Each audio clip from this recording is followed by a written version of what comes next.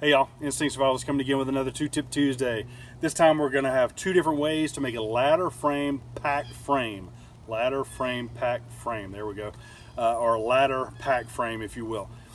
Before we do that, it is a hot, muggy Monday and it is Memorial Day. So if you will, give me a brief moment. I want to just kind of take my hat off, salute those that died for my freedom as well as my family's freedom.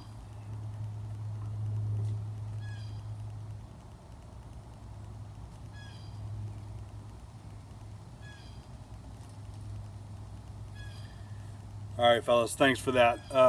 Overall, thank you to those that served and that gave their all. So there's that. Was very happy to go to Kroger earlier today to see the guys out there selling the poppies at my local Kroger. So thumbs up to my Kroger.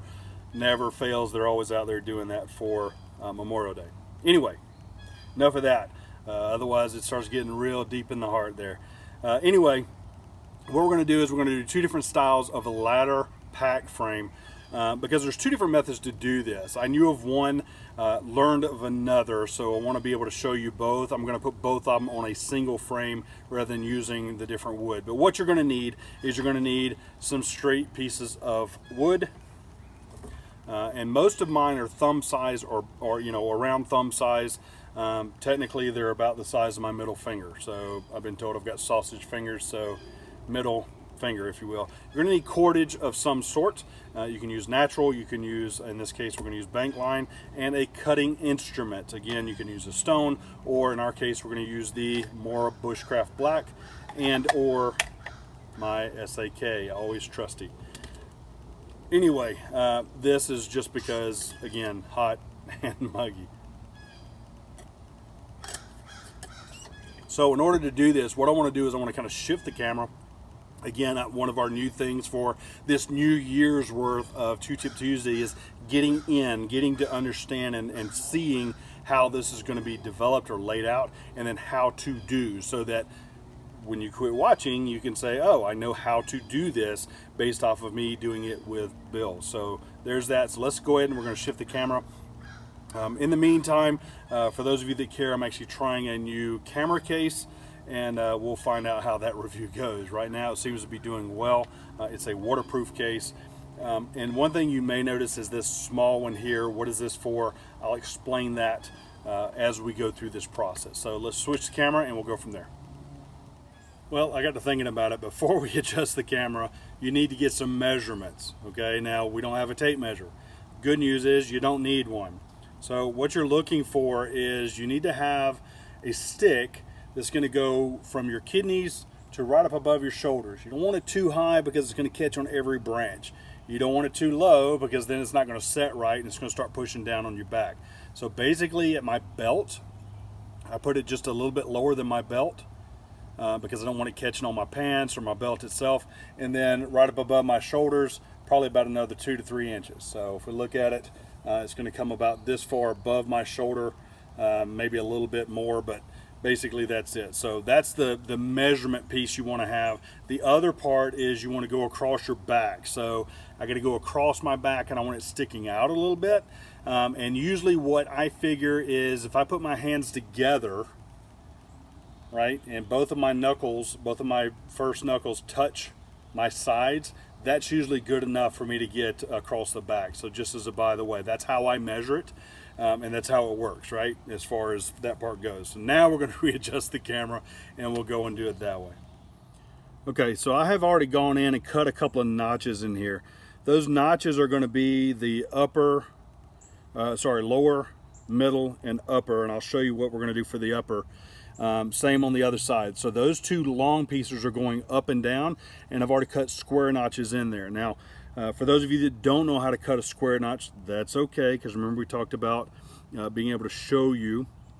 So what I've done is I've actually measured out this one, and I've already got my lines cut here for that square notch. Now all I've done is you can take a saw and kind of indent into it, or you can take your blade and indent into it, and all I'm doing is just simply going across from cut to cut, and I'm trying to keep it square. So literally trying to keep it as level as I can, If by some chance you cut all the way down, that's okay. Just make sure you go deeper the next time.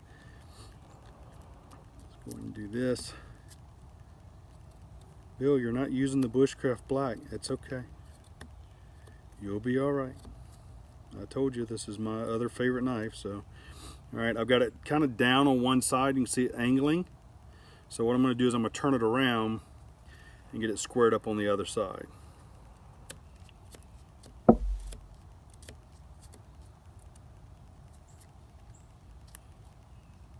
just cut down into it to make sure it's squared up. So now what I have in here is the ability to go in and do a square knot. Now you may say, oh, wait a minute, you're cutting to yourself.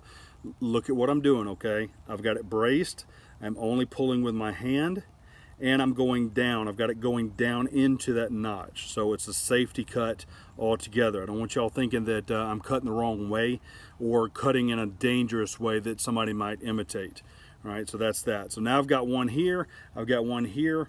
Those are on the same plane, pretty close. I'll probably have to dress up one of them. And then I've got the other one, and then remember we need a top one. Now I'm not going to do notches on this one because the reason being is, remember I said there's two different ways to do this. We're not going to use notches on that. Now why would you use square notches versus not? And the real reason is durability or length, if you will. So if I were to take this and then now put the pieces together, right, go in and put the piece across, and we lash into that, what that's going to do is it's going to keep it a little more secure and a little safer, right? So safety being one of those things, or durability more so.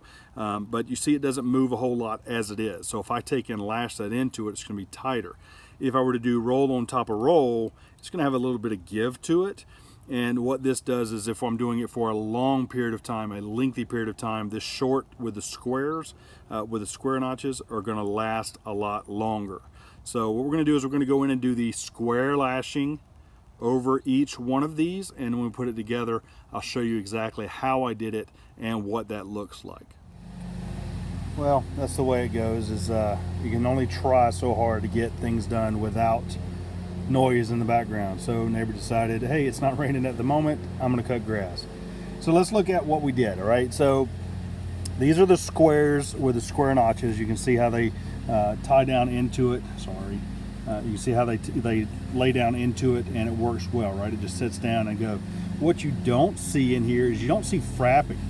Now if we go to this one, you do see the frapping. That is another reason why you would use the square notches, is because you don't have to use as much cordage. I used about 3/4, maybe even only half as much with these notches, or with these lashings versus these up here. The other is, again, security levels. This has got a little bit of give to it. And I told you that I would give you the understanding of why I had a flexible small one. And the reason being is because I want it nice and flexible in the middle of my back, right? So this is going down into my back.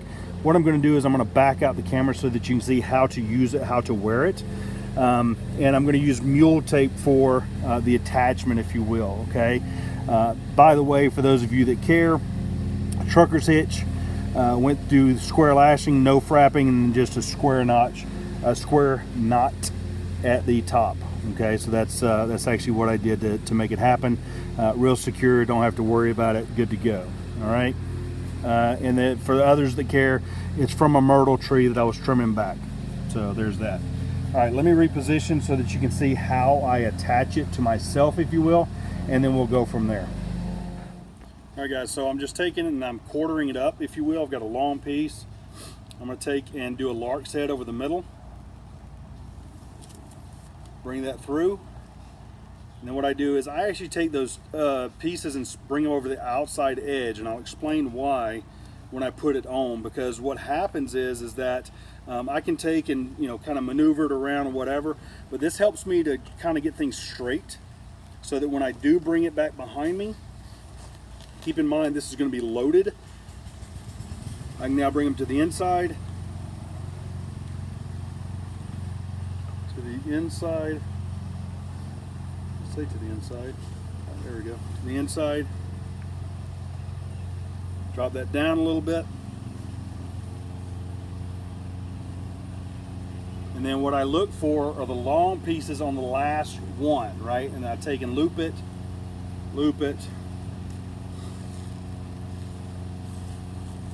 loosen it or tighten it based off of how I need to structure it. And then take, and you can do something fancy, you can do something not so fancy. For this, we're just gonna do and put a loop in it because I'm not gonna be wearing it for a length of time, right? So that's it as far as that goes, wears like that. So overall, folks, that's the benefit of this is now, okay, so Bill, how about going in and attaching my gear or anything of that nature? That's where your cordage comes into play, right? I may use another piece of mule tape, strap it around my my pack. If I'm doing a tarp or a bedroll, then I'm going to put my stuff in there, put it all in, roll it up, then attach it at the top, the middle, and then the bottom, just like I do here. So that's the benefit of it. All right, guys. Two different ways to do a ladder frame pack. Hopefully this is beneficial to you. I apologize, I'm out of breath with pollen. I'm glad it's raining because it is, you know, starting to affect my sinuses. But hey, guys, thanks for all you do. Thanks for your likes, your comments, subscribes, shares. Don't forget to share, guys. Don't forget to hit that share button. Hey, hit the little bell icon down there so you can see when these come out every Tuesday. For those of you that don't see all the posts in Facebook, let me know.